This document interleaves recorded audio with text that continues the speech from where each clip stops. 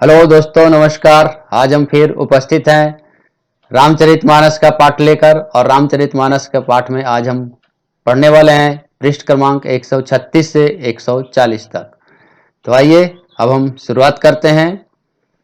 मंगल भवन अमंगल हारी, द्रवहु सुदशरथ अजर बिहारी। राम सिया राम, सिया राम, जय जय राम। राम सिया राम, सिया राम, जय जय राम। श्यावर रामचंद्र की जय, पवन सुत हनुमान की जय, सीता माता की जय, भ्राता लक्ष्मण की जय। अब हम शुरुआत करते हैं। नारद श्राप दिन एक बारा, कलप एक तिहि लगी अवतारा। गिरिजा चकित भई सुनि बानी, नारद विष्णु भगत पुनि ज्ञानी। एक बार नारद जी ने शाप दिया, अतः एक कल्प में उसके लिए अवतार हुआ। यह बात सुनकर पार्वती जी बड़ी चकित हुई और बोले कि नारद जी तो विष्णु भक्त और ज्ञानी हैं। कारण कवन श्राप मुनि दिन्हा, कापरात रमापति किन्हा। यह प्रसंग मोहि कहो पुरारी, मुनि मन मोह अचरज भारी। मुनि ने भगवान को शाप किस कारण से दिया? लक्ष्मीपति भगवान ने उनका क्या अपराध किया था? हे पुरारी, हे शंकर जी, यह कथा मुझे कहकर सुनाइए। मुनि नारद के मन में मोह होना बड़ा ही आश्चर्य की बात है। दोहा। बोले विहेश महेश तब ज्ञानी, मूढ़ न कोई, जेहि जस रघुपति करही, जब सो तस तेहि छन होई। सियावर रामचंद्र की जय। तब महादेव जी ने हंसकर कहा, न कोई ज्ञानी है न मूर्ख है। श्री रघुनाथ जी जब जिसको जैसा करते हैं वह उसी क्षण वैसा ही हो जाता है। सो कहूँ राम गुण गात, भरद्वाज सादर सुनहु। भवभंजन रघुनाथ भजू, तुलसी तज मन माध बहू। श्याम रामचंद्र की जय। याज्ञवल्क जी कहते हैं, हे भारद्वाज, मैं श्री रामचंद्र जी के गुणों की कथा कहता हूँ, तुम आदर पूर्वक सुनो। तुलसीदास जी कहते हैं, मान और माद को छोड़कर आवागमन का नाश करने वाले श्री रघुनाथ जी को भजो। हेमगिरी गुहा एक अति पावनी, वह समीप सुरासर सुहावनी। आश्रम परत परम पुनीत सुहावा, देखी देव ऋषि मन अति भावा। हिमालय पर्वत में एक बड़ी पवित्र गुफा थी।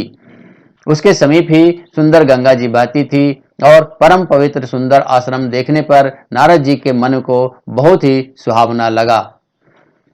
निरखी शैल सरि विपिन विभागा, भयो रमापति पद अनुरागा। सुमिरत हरहि श्राप गति बाधी, सहज विमल मन लागी समाधि। पर्वत, नदी और वन के सुंदर विभागों को देखकर नारद जी का लक्ष्मीकांत भगवान के चरणों में प्रेम हो गया। भगवान का स्मरण करते ही नारद मुनि के जो शाप उन्हें दक्ष प्रजापति ने दिया था और जिसके कारण वे एक स्थान पर नहीं ठहर सकते थे, गति रुक गई और मन के स्वाभाविक ही निर्मल होने से उनकी समाधि लग गई। मुनि गति देखु सुरेश डेराना, काम ही बोल किन्न सन्माना। सहित सहाय जाहु मम हेतु, चले हरसि जलचर केतु।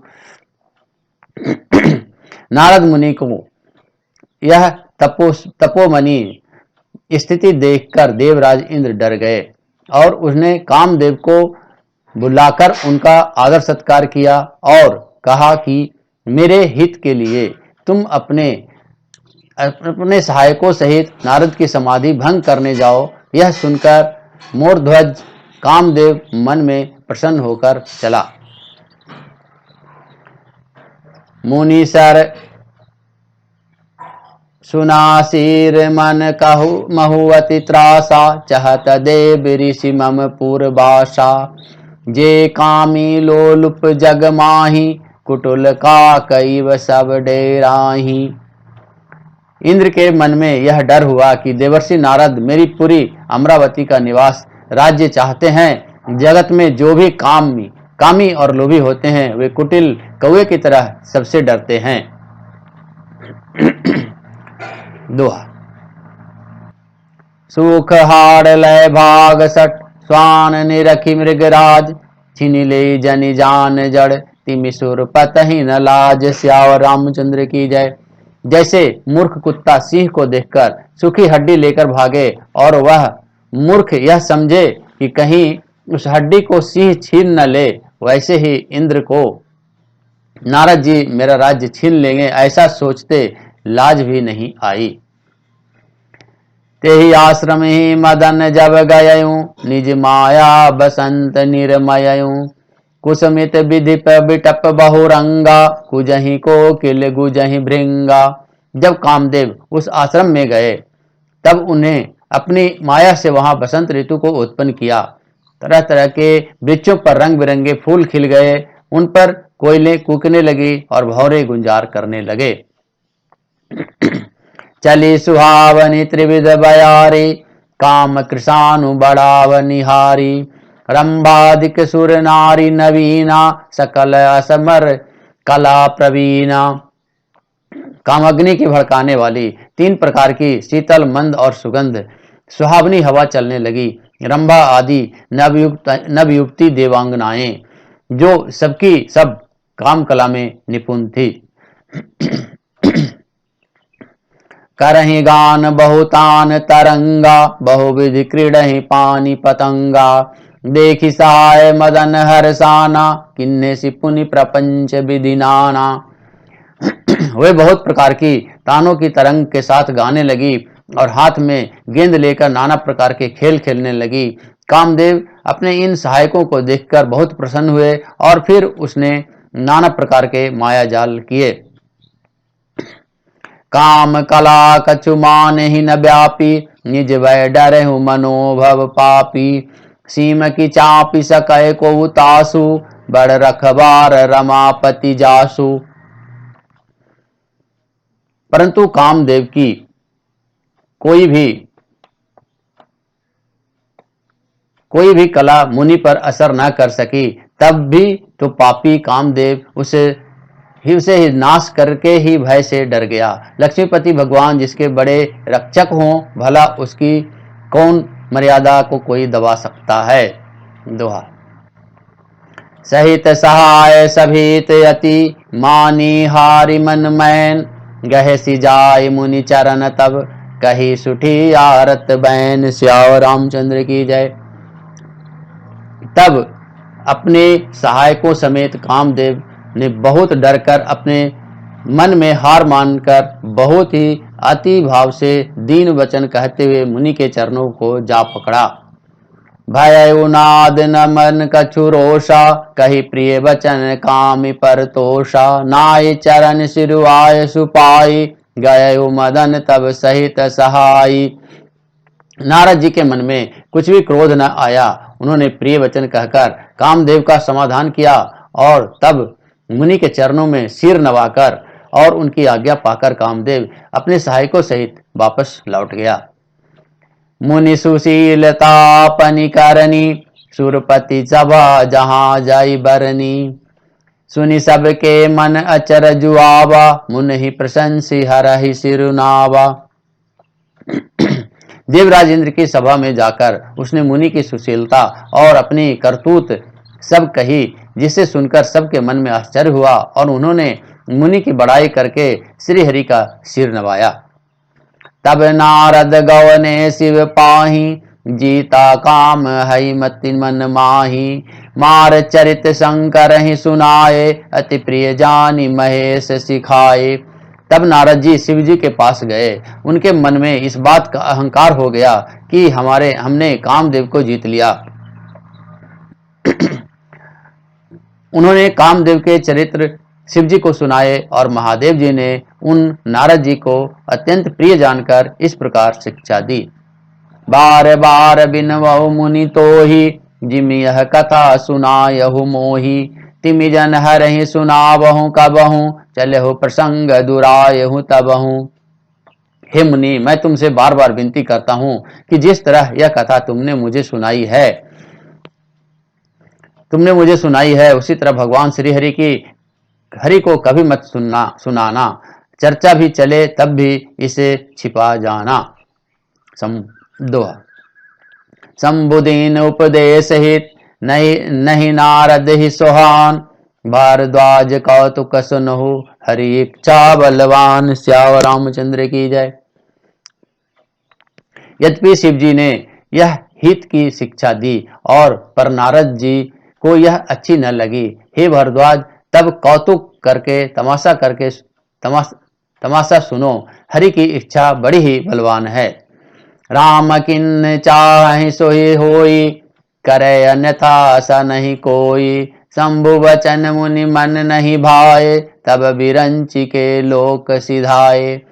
श्री रामचंद्र जी जो करना चाहते हैं वही होता है। ऐसा कोई नहीं जो उनके सिद्ध कर सके या उनके विरुद्ध जा सके।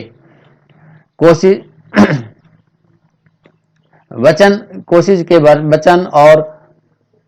वचन और नारद जी के मन को अच्छे नहीं लगे, तब वे वहां ब्रह्मलोक को चल दिए। एक बार कर तलवर बीना, गावत हरि गुण गान प्रवीणा। क्षीर संधु गवने मुनिनाथा, जहां बस निवास श्रुति माथा। एक बार गान विद्या में निपुण मुनिनाथ और नारद जी हाथ में सुंदर बीना लिए हरिगुण गाते हुए क्षीर सागर को गए। वहां वेदों के मस्तक रूप मूर्तिमान वेदांतव लक्ष्मी निवास भगवान श्री नारायण रहते हैं। हरसि मिले उठि राम निकेता, बैठे आसन रिसहि समेता। बोले बिहसी चराचर राया, बहुत दिनन किन मुनि दाया। रमा निवास भगवान उठकर बड़े आनंद से उनसे मिले और फिर श्री नारद जी ऋषि के साथ आसन पर बैठ गए। चराचर के स्वामी हंसकर बोले, हे मुनि, आज आपने बहुत दिनों पर दया की। कामचरित नारद सब भासे, यद्यपि प्रथम बिरज शिव राखे। अति प्रचंड रघुपति कै माया, जेहि नमोह अस को जग जाया। यद्यपि शिव जी ने पहले ही वरज रखा था, तो भी नारद जी ने कामदेव का सारा चरित्र भगवान को कह सुनाया। श्री रघुनाथ की माया बड़ी ही प्रबल है। जगत में ऐसा कौन जन्मा है जिसे वह मोहित न कर दें। दोहा। रूख बदन करि बचन मृदु, बोले श्री भगवान। तुम्हारे सिमरन ते मिटहि, मोह मार मदमान। श्याम रामचंद्र की जय। भगवान रूखा मुंह करके कोमल वचन बोले, हे मुनिराज, आपका स्मरण करने से दूसरों के मोह, काम, मद और अभिमान मिट जाते हैं। फिर आपके लिए तो कहना ही क्या है। सुन मुनि मोह होई मन ताके, ज्ञान विराग हृदय नहीं जाके। ब्रह्मचर्य व्रत रत मति धीरा, तुम्हि के करई मनोभव पीरा। हे मुनि सुनिए, मोह तो उनके मन में होता है जिनके हृदय में ज्ञान वैराग्य नहीं है। आप तो ब्रह्मचर्य व्रत में तत्पर और बड़े धीर बुद्धि वाले हैं। भला कहीं आपको भी कामदेव सता सकता है। नारद कहो अति सहित अभिमाना, कृपा तुम्हारी सकल भगवाना। करुणा निधि मन दीख विचारी, उरे ऊंकर गर्भ तरु भारी। नारद जी ने अभिमान के साथ कहा, भगवान, यह सब आपकी कृपा है, करुणा निधान। भगवान ने मन में विचार कर देखा कि इनके मन में गर्व के भारी वृक्ष का अंकुर पैदा हो गया है। बेगी सुमय डार रहूं उखारी, पन हमार सेवक हितकारी। मुनि कर मम हित कौतुक होई, अवश्य उपाय कर विमय सोई। मैं उसे तुरंत ही उखाड़ फेंकूंगा, क्योंकि सेवकों का हित करना हमारा प्रण है। मैं अवश्य ही वह उपाय करूंगा जिससे मुनि का कल्याण और मेरा खेल हो। तब नारद हरिपद सिर नाई, चले हृदय अहिमति अधिकाई। श्रीपति निज माया तब प्रेरी, सुनहु कठिन करनी तेहि केरी। तब नारद जी भगवान के चरणों में सिर नवाकर चले। उनके हृदय में अभिमान और भी बढ़ गया। तब लक्ष्मीपति भगवान ने अपनी माया को प्रेरित किया। अब उसकी कठिन करनी सुनो। दोहा। बिरचौ मग महु नगर तिहि, सत जोजन विस्तार। श्रीनिवासपुर ते अधिक, रचना विविध प्रकार। सियावर रामचंद्र की जय। उस हरि माया के रास्ते में 100 योजन 400 कोस का एक नगर रचा। उस नगर की भांति भांति की रचनाएं लक्ष्मी निवास भगवान विष्णु के नगर बैकुंठ से भी अधिक सुंदर थी। बसहि नगर सुंदर नर नारी, जनु बहु मन सिज रति तनुधारी। तेहि पुर बसई शील निधि राजा, अगणित है सेन समाजा। उस नगर में ऐसे सुंदर नर नारी बसते थे, मानो बहुत से कामदेव और उसकी स्त्री रति ही मनुष्य शरीर धारण किए हुए हों। उस नगर में शील निधि नाम का राजा रहता था, जिसके यहाँ असंख्य घोड़े, हाथी और सेना के समूह थे, सेना की टुकड़ियां थी। सतसुरेश सम विभव विलासा, रूप तेज बल नीति निवासा। विश्व मोहिनी तासु कुमारी, श्री विमोह जिसु रूप निहारी।